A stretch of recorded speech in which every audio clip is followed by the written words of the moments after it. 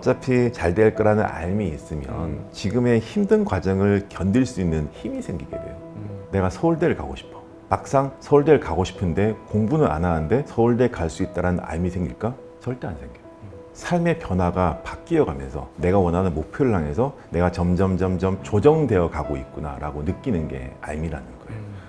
살다 보면 결과가 불확실해서 결국 중간에 포기하고 원하는 삶 살지 못하는 경우가 너무 많잖아요. 그런데요, 여러분, 나는 결국 잘 된다, 나는 반드시 성공할 수밖에 없다, 이런 분명한 확신이 있다면 그 결과는 어떻게 될까요? 그래서 오늘은요, 흑수저 삶에서 대한민국 상위 1%의 부를 이루기까지 스스로 설계한 원하는 미래를 현실로 만든 분이죠. 인생의 연금술, 이 책의 저자이기도 하신 이하영 작가님을 모셨습니다. 작가님 어서 오세요. 네, 안녕하세요. 예, 반갑습니다. 안녕하세요. 예. 안녕하세요.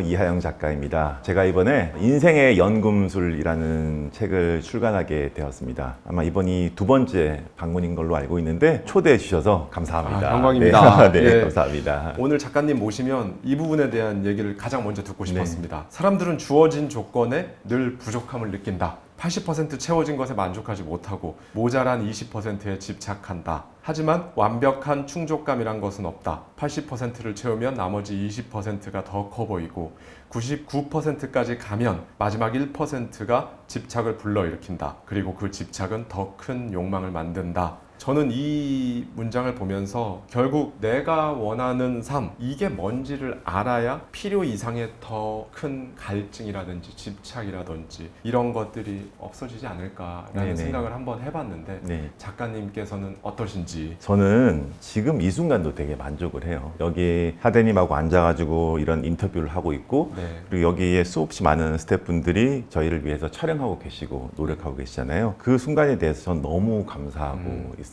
그래서 만족이라는 게 행복과 연결되어 있거든요. 우리는 만족하면 바로 행복할 수 있어요.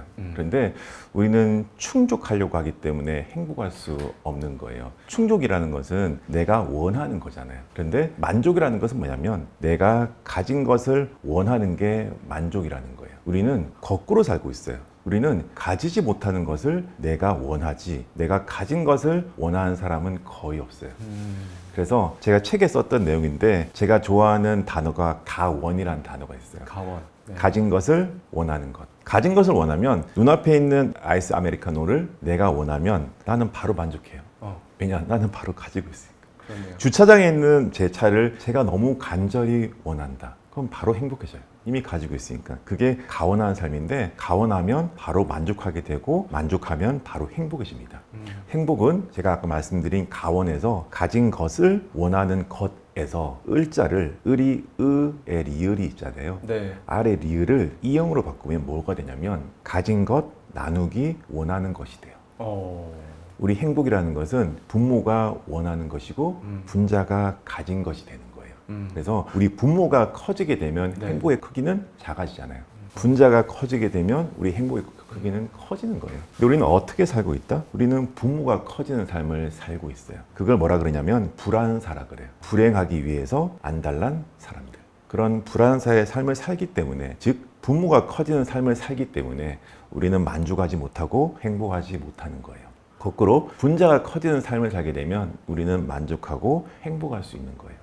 분자가 뭐라 그러죠? 가진 것. 가진 것이 커지게 되면 우리는 행복할 수 있고 만족하는데 이 분자가 커지는 삶은 뭐라 그러냐면 우리가 일당감이라는 게 있어요. 일상의 당연함에 대해서 감사하는 거. 지금 이 순간 일상에 어떤 당연함이 있잖아요. 난 당연히 여기 앉아 있고 난 당연히 커피를 마시고 난 당연히 옷을 입고 있고 당연히 내 차를 타고 여기에 왔을 거 아니에요. 그 일상의 당연함에 대해서 감사를 한다는 것은 뭐냐면 지금의 일상의 당연함은 20살의 간절함이 만든 거잖아요. 나 20살 때 나 40살이 되면 이렇게 살고 싶어 하는 그 간절함이 지금의 당연함을 만들고 있고 80살의 하영이가 그렇게 원하는 그리움이란 말이죠. 20살의 간절함과 80살의 그리움이 만드는 게 지금의 라이프라면, 지금의 일상이라면 이 일상을 감사하지 않는 이유가 하나도 없단 말이에요. 그래서 항상 일상의 당연함에 대해서 감사하고 내가 가진 거에 대해서 그것을 원하게 되면 분모는 작아지고 분자는 커지는 만족할 수 있는 삶을 살게 되고 그것을 우리가 오유지족, 나는 오로지 만족만 안다라는 삶을 살게 되는 거예요. 저는 그런 생각을 많이 해요. 제가 오늘 여기에는 작가로서 왔잖아요. 네. 작가로서 이 자리에 앉아 있고 그 역할을 하고 있지만 저는 제 진료실에서는 제 의사로서 또 역할을 수행을 하고 또 가끔 특강이나 강의실에서는 강사로서 활동도 하고 있고 제 채널에서는 또 유튜버로서 활동을 하잖아요. 네. 그래서 우리는 다양한 역할을 한단 말이에요. 뭐 의사나 작가나 유튜버나 강사로서 활동을 하는데 그 직업을 우리의 하나의 역할, 롤이라 한다면 그 역할이 향하는 방향이 있어야 돼요. 네. 그 향하는 방향이 저는 마인드 큐레이터라는 거예요. 큐레이터라는 게 그런 거잖아요. 그렇죠. 우리 전시장에서 뭔가를 편집하고 전시하고 뭘 채울지 그 말은 제 마음의 책임 전시자가 되고 싶은 거예요. 내 마음을 뭘로 채우고 뭘로 편집하고 뭘로 물들이고 그런 것들. 이하영 작가님 마인드 큐레이터라는 또 하나의 직함이 너무 잘 어울리는 것 같습니다. 이제 많은 분들이 이렇게 말씀하시잖아요. 그런데 매일매일 진짜 나는 최선을 다해서 산다. 밥 먹을 시간도 없이 산다. 이렇게 노력하는데 언젠가는 좋은 날이 오겠지. 이런 희망을 품고 살아갑니다. 네. 작가님께서는 노력은 결과를 만들지 않는다. 이렇게 말씀해 주셨어요. 네네. 이걸 구체적으로 한번 작가님께 듣고 싶습니다. 열심히 노력한다고 해서 결과가 만들어지지가 않아요. 왜냐하면 세상은 내게 아니라서 그래요. 세상은 세상 거잖아요. 세상은 세상 거기 때문에 세상은 인과의 세상이 아니라는 거예요. 인과의 세상이 아니라는 것은 원인이 결과를 만드는 게 아니에요. 그 말은 노력이 결과를 만드는 게 아니에요. 우리가 내 세상에 살 때에는 쉽게 말해서 우리 집에서 내가 배가 고파서 라면을 끓여서 라면을 맛있게 먹었어요. 그럼 기분도 좋고 결과도 좋아요. 라면을 끓이는 원인에 대한 행위가 기분 좋은 포만감까지 좋은 결과까지 만들고 있잖아요. 네네. 내 세상이라서 그래요. 자, 그런데 내 세상 말고 타인이 들어와 있는 세상, 그런 세상은 이런 거예요. 여자친구가 놀러 왔어요. 그 여자친구를 위해서 굉장히 맛있게 라면을 끓여서 줬어요. 여자친구는 먹기가 싫대. 그러면 왜 먹기 싫니? 내가 이렇게 열심히 끓였고 널 위해서 좋은 의도로 끓였고 기분 좋게 끓였는데 너 안 먹어. 이러다 싸우게 됐어. 그러다가 결과도 안 좋아. 그렇죠. 그렇잖아요. 그러면 아까와 똑같은 거예요. 라면이 먹고 싶어가지고 좋은 의도를 가지고 행동을 했는데 내 세상에서는 좋은 결과가 나왔지만은 한 사람이라도 들어와 있는 타인이 들어와 있는 이 세상에는 결과가 좋지 않을 수 있다라는 거예요. 그게 뭐냐면 나의 세상에서는 인과법이 통하게 되지만 다른 사람이 속해 있는 이 세상에서는 인과법이 아닌 인연과보라는 게 통하는 거예요. 인연과보. 그렇죠. 예. 그래서 인과라는 말이 더 정확히는 인연과보의 준말이에요. 그래서 인과 과사에 뭐가 있냐면 연이라는 단어가 들어가요. 세상이라는 그 조건과 환경이라는 게 반드시 들어가거든요. 그래서 우리가 어떤 노력을 한다는 것은 뭐냐면 우리가 세상에 어떤 노력의 씨앗을 뿌리는 거예요.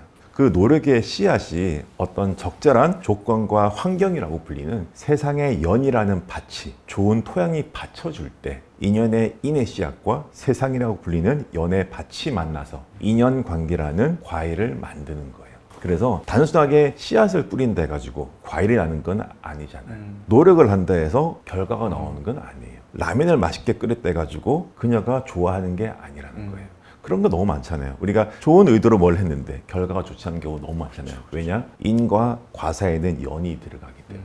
세상이 그걸 받쳐주지 않으면, 세상이 조건과 환경을 받쳐주지 않으면 그 씨앗은 결과로 연결되지 못하는 거예요. 그래서 우리가 해야 될 것은 우리는 늘 그렇다고 해서 씨앗을 뿌리지 않느냐? 아니에요. 네. 제가 말씀드리는 것은 노력을 하지 말라는 게 아니고 씨앗을 뿌린다 해가지고 늘 열매가 자라는 건 아니지만은 씨앗이 없이는 열매는 자랄 수 없잖아요. 그렇기 때문에 우리는 늘 씨앗을 뿌리고 인의 씨앗을 뿌리되 더 중요한 것은 뭐냐면 연이라는 밭을 갖고 와야 돼요. 그게 뭐냐면 세상을 가꾸는 거. 쉽게 말해서 세상을 나를 좋아하게끔 만드는 거예요. 그게 굉장히 중요한 거예요. 단순하게 씨앗을 뿌리는 것이 아니라 내가 세상을 사랑하고 세상이 나를 사랑하게 하는 법, 그 방법을 알아야지만이 토양이 비옥해지는 거예요. 한마디로 내가 이 씨앗을 뿌렸을 때 이 땅이 이 씨앗을 좋아하도록 맞아요. 예, 잘 자랄 수 있게 잘 자라는 토양이 있잖아요. 맞아요. 그런 부분을 지금 말씀해 맞아요. 주시는 거죠. 그 토양에 해당되는 대부분의 것들이 뭐냐면 사람들이에요. 나를 성공시켜주고 나를 성장시켜주는 사람들은 어떤 사람들이냐? 내가 그들에게 이득이 되게 할 때, 내가 그들을 행복하게 해줄 때, 내가 그들을 이롭게 해줄 때 그들은 나에게 2배, 3배, 10배 정도의 이로움과 어떤 이익과 행복을 전해주는 거예요. 그래서 세상의 토양을 비옥하게 한다는 말은 다른 말로 타인을 행복하게 해주는 거예요. 이런 질문 많이 받아보셨다고 해요. 작가님. 알아차림에 대해서 많이 얘기하시잖아요. 네네. 독자분들이 도대체 그게 무엇인지 감이 잘 안 옵니다. 뭘 어떻게 알아차리라는 건지 좀 쉽게 좀 말씀 좀 해주세요. 라는 질문을 많이 받으셨다고 하는데 네. 저희 구독자님들께도 이 부분을 설명을 부탁드리겠습니다. 두 가지 측면에서 말씀드릴 수 있는데 우리가 뭔가 지식을 습득하고 뭔가 이해를 하잖아요. 그것을 뭐라 그러냐면 지식을 쌓는다라고 이야기를 하고 그 지식이 없는 사람을 뭐라 그러냐면 무식하다라는 말을 그렇죠. 해요. 근데 우리가 어떤 분야에 지식이 없으면 어떻게 되냐면 손해를 봐요. 그렇잖아요. 그런 경우 많잖아요. 어떤 분야에 지식이 없이 투자를 했을 때 맞아요. 손해보는 경우 되게 많잖아요. 그게 지식이 없을 때 따르는 결과가 손해를 보는 거고 다른 분야가 있는데 지혜라는 게 있어요. 지혜라는 것은 어떤 깨달음이에요. 깨달음을 우리가 쌓아가는 것을 증득한다는 말을 쓰는데 그 지혜가 없는 것을 뭐라 그러냐면 무지하다 그래요. 무지. 어리석다, 무지하다. 그런데 무지하면 어떠냐면 괴로워져요. 내가 왜 괴로운지를 모르기 때문에 괴로운 거예요. 근데 안다는 것은 뭐냐면 이 무지의 반대말인 거예요. 알아차리고 있다. 그래서 알아차린다는 것은 단순하게 지식을 뭔가 습득해서 이해한다는 것을 넘어서서 내가 무엇을 알고 있고 무엇을 모르는지에 대한 그 또 다른 지가 있음을 아는 것. 그러니까 쉽게 말해서 무지에 대한 지라는 거죠. 내가 무엇을 모르고 있는지를 내가 알고 있는 것. 그렇게 될 때 우리는 무지 상태에서 어리석음에서 벗어나기 때문에 괴롭지 않을 수 있는 거예요. 이게 어떤 거냐면 우리가 초행길을 갈 때 무섭잖아요. 그렇죠. 누군가 처음 만나면 불편하잖아요. 그렇죠. 처음 하는 일을 하면 어색하고 잘 못해. 맞습니다. 그게 뭐냐면 모르기 때문에. 우리는 뭔가 모를 때 불안하고 두려워요. 과거가 두렵냐? 아니, 과거는 알기 때문에 두렵지 않아요. 불안한 거는 미래잖아요. 미래는 모르기 때문에. 근데 이 모름이 아닌 안다라는 것은 알아차리기 때문에 두려움에서 벗어난다는 거고 두려움에서 벗어난다는 것은 괴롭지 않은 상태고 괴롭지 않은 상태를 우리가 행복이라 하거든요. 그래서 우리가 알아차림이 많으면 많을수록 행복해지는 거예요. 왜? 알아차림의 반대는 모름이고 모름은 두렵기 때문에 두려움은 괴로움이고 그 두려움이 머리에 가득 차 있으면 알아차림이 줄어들게 되어 있어요. 그러면 괴롭게 되는 거예요. 우리가 이런 거 있잖아요. 뭔가 엄청나게 불안하거나 두려운 일이 머리에 가득 차 있으면 네. 우리의 어떤 두려움의 그 불 때문에 우리의 뇌가 다 타버려. 두려움에 불타버린 뇌를 번뇌라 그러거든요. 번뇌가 생기게 되면 우리의 뇌가 두려움으로 가득 차 있기 때문에 알아차림이 떨어지는 거예요. 알아차림이 떨어지면 내가 왜 이렇게 괴로운지 모르기 때문에 더 괴로워지고 두려워지는 거예요. 근데 제가 아까 서두에 말씀드렸다시피 우리가 알아차리게 되면 모름에서 벗어난 상태이기 때문에 괴로움과 두려움에 벗어날 수 있다고 그랬잖아요. 그래서 알아차린다는 것은 단순하게 뭔가를 알아차리는 것 플러스 내가 무엇을 알고 무엇을 모르는지에 대한 메타인지도 생기는 거고 플러스 두려움에서 벗어나는 방법인 것 같아요. 사실 우리는 어렸을 때부터 교육 시스템이라든지 또는 가정에서도 부모님들이 지식을 습득하고 익히는 거에 거의 모든 포커스가 맞춰져 있었기 때문에 상당히 많은 분들은 유식한 게 곧 지혜롭다라고 동일시하는 분들도 계시고 우리가 생각하기에 지식을 많이 습득해서 유식한 지식인들 그런 각종 전문직에도 안타까움을 자아내는 그런 케이스도 굉장히 많잖아요. 그래서 지식이 많은 사람들은 보면 손해를 안 보기 때문에 굉장히 좀 부유하게 사는 것처럼 보이는데 내면이 굉장히 괴로운 사람들이 많아요. 주변에 부자거지들이 이제 존재하는 이유는 뭐냐면 자신이 돈이 많지만 그 돈을 어떻게 써야 되는지에 대한 지혜가 없기 때문이고 그 돈을 버는 과정에서 내 마음 상태가 어떠는지 스스로를 관찰하는 그런 시간이 없었기 때문이에요. 이 부분 굉장히 저도 공감했는데 제가 예전에 아주 초기 유튜브 영상에 제가 이런 말을 한 적이 있었거든요. 왜 나한테는 자꾸 안 좋은 일이 생기지?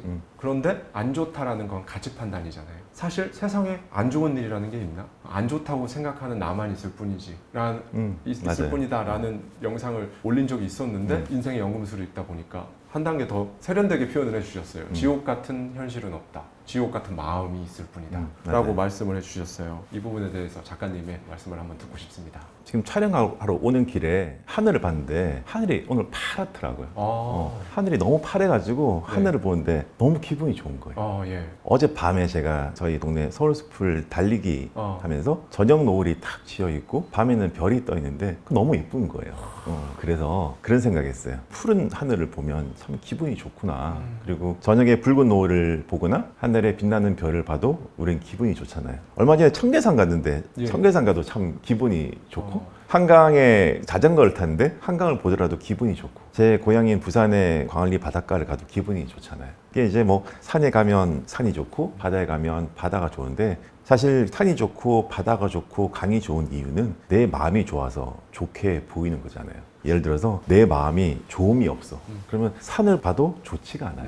여자친구가 헤어졌어. 그런데 하늘을 보면, 별을 보면 눈물이 나. 슬퍼서. 그렇죠. 굉장히 힘든 일이 있어. 푸른 하늘을 보면 하늘이 무너질 것 같아. 예. 마찬가지예요. 별을 보면 나는 기분이 좋은데 누군가는 눈물이 나고, 하늘을 보면 너무 기분이 좋은데 누군가는 하늘이 무너질 것 같은 이유는, 하늘은 그냥 거기에 존재하고 있을 뿐이고 별은 반짝이고 있을 뿐인데, 우리의 마음이 좋음으로 물들어 있으면 좋은 관점이 생겨가지고 그 관점을 가지고 세상을 좋게 해석하니까 세상이 좋게 보이는 것 뿐이고, 즉 내 마음의 좋음이 나의 관점을 통해서 투영된 것이고, 그 투영된 것을 우리가 그렇게 해석한 것 뿐이거든요. 아까 말씀드린 내 마음의 좋음이 좋은 산을 만들듯이 내 마음의 두려움이 무너지는 하늘을 만들고 있는 거예요. 그 말은 이렇게 해석하면, 내 마음이 지옥 같으면 그 지옥 같은 마음이 지옥 같은 관점을 만들어서 세상을 그 지옥의 렌즈로서 투영하기 때문에 세상 모든 것들이 지옥처럼 보이는 거예요. 그래서 지옥 같은 현실은 없어요. 지옥 같은 마음이 있는 것뿐이고, 더 나아가서 우리 삶에 가난한 삶이라는 건 없어요. 삶에 대한 해석이 가난할 뿐이에요. 내 마음이 결핍으로 채워져 있다 보니까 이 결핍감이 궁핍의 관점을 만들고, 그 궁핍의 관점으로 세상을 보니까 세상 모든 게 가난하게 보이는 거예요. 그러다 보니까 나는 가난 속에 빠져 있구나라고 잘못 해석하는 거예요. 쉽게 말해서 우리가 되게 비싼 크리스탈 와인잔이 있어요. 그 안에 먼지가 끼어 있는데, 안에 먼지를 깨끗하게 하지 않고 바깥을 계속 닦는 거예요. 외부 세상을 계속 깨끗하게 하려고 하다 보니까 내면의 더러움이 더 잘 보이는 거예요. 그러다 보니까 더 드러나는 거예요. 그렇네요. 바깥을 닦으면 바깥이 깨끗해지면서 유리의 안쪽이 더, 내면의 더러움이 더 그렇죠. 보이게. 내 마음은 결핍되어 있는데 세상을 계속 바꾸려고, 세상을 더 풍족하게 만들려고, 바깥을 더 깨끗하게 하려고 하다 보니까 그 마음의 결핍이 드러나면서 그런 투자는 반드시 실패하게 되는 거예요. 사실 작가님의 그 젊은 시절의 내러티브는 많은 분들이 이미 아시는 분들은 많이 아시겠지만, 처음에 전 재산 12만 원 들고 서울로 올라오셨잖아요. 맞아요. 네. 예. 서울역 앞에서 처음 봤던 차가 왕 지나가는데 그게 람보르기니였다고요. 네. 네. 그런데 그때부터 계속 그 차를 타는 상상을 하셨다고 했어요. 그리고 정말 여러분, 실제로 그 차를 타고 계십니다, 작가님이요. 12만 원 들고 서울로 처음 상경하던 젊은 날의 이하영과 지금 이하영 작가의 뭐가 달라진 걸까요? 크게 달라진 거는 크리스탈 잔의 바깥이 많이 달라져 있고요. 항상 내면은 똑같았던 것 같아요. 제가 가장 좋아하는 말인 어차피 잘 될 거라는 그 알미 있었어요.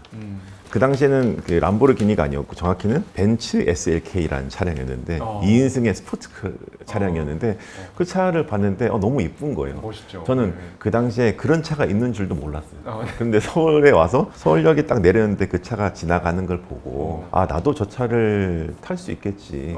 막연하게 생각한 게 아니라 어차피 저 차를 탈 수 있겠구나. 그러니까 지금 그냥 즐겁게 충실하게 살아보자. 그런 생각한 거예요. 그리고 어차피 저 차를 탈 거라면 저 차를 타지 않는 지금의 순간도 저는 너무 소중한 거예요. 그 차를 타지 않는 지금의 순간을 그 차를 탈 때는 그리워할 수도 있잖아요. 이 포인트가 너무 와닿네요. 네. 이런 거 있잖아요. 가끔 저한테 작가님 왜 결혼 안 하세요? 이러면 항상 그래요. 저는 어차피 결혼할 걸 알기 때문에 결혼 전에 이 싱글의 라이프도 참 소중하게 생각한다. 똑같은 거예요. 그렇군요. 네. 네. 그래서 우리가 어차피 잘 될 거라는 알미 있으면 지금의 힘든 과정을 견딜 수 있는 힘이 생기게 돼요. 제가 뭐 그냥 유머스럽게 이야기했지만 사실 그게 포인트인 것 같아요. 네. 지금의 과정과 내가 원하는 미래의 결과가 연결되어 있음을 안다면 그 연결성 속에서 지금을 즐길 수가 있는 거예요. 예를 들어서 제가 로또 1등 당첨이 되었어요. 그래서 당첨금을 타러 가잖아요. 그 타러 가는 길에 비가 억수같이 쏟아져. 그래서 그 농협 앞에서 비를 엄청나 맞았어요. 저 기분이 좋을까요? 나쁠까요? 저는 나쁘지 않습니다. 어차피 몇십억을 받을 거예요. 그걸 알기 때문에 당첨금을 타러 가는 그 시간이 힘들지가 않은 거예요. 어차피 당첨금을 탄다는 것을 안다면 이게 힘들지가 않은 거예요. 근데 그런 알미 없으면 힘든 거예요. 예를 들어서 삼겹살집을 가서 고기를 구워 먹어요. 그러면 제가 고기를 굽고 뒤집고 자르고 먹잖아요. 저는 그 굽고 뒤집고 자르는 게 약간 불편하고 약간 노력이잖아요. 그 노력이 힘들까요? 아니잖아요. 어차피 삼겹살을 먹을 거라는 알미 있기 때문에. 그런데 그 알미 없으면 쉽게 말해서 아르바이트생은 굽고 뒤집고 잘해놓은 과정이 힘들어요.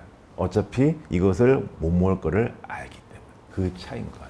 믿음이라는 것은 노력하는 거예요. 노력이라는 것은 긴장이 들어가는 거고 긴장이라는 것은 어떻게 보면 되지 않을 수도 있다라는 긴장이 똑같이 생기는 거거든요. 그래서 우리 하대님 여자 아니잖아요. 네. 남자잖아요. 그렇죠. 그게 알미라는 거예요. 내가 남자라고 알기 위해서 긴장이 안 들어가잖아요. 그렇죠. 왜 남자세요? 당연하기 때문에. 네, 네. 그 당연함이 알의 기본 전제라는 거예요. 근데 그런 알의 당연함이 있으려면 나의 일상이 변하는 것을 알아차려야 돼요. 내가 서울대를 가고 싶어. 막상 서울대를 가고 싶은데 공부는 안 하는데 나 서울대 갈 수 있다는 알미 생길까? 절대 안 생겨요. 삶의 변화가 바뀌어 가면서 내가 원하는 목표를 향해서 내가 점점 조정되어 가고 있구나라고 느끼는 게 알미라는 거예요. 우리 0점 조정하잖아요. 군대 가면. 그렇죠. 0점 조정이라는 게 뭐냐면 우리 관역을 향해서 가늠자를 조정하는 거예요. 관역을 내가 원하는 미래라 그런다면 이 가늠자를 조정하는 게 우리의 과정이라는 거예요.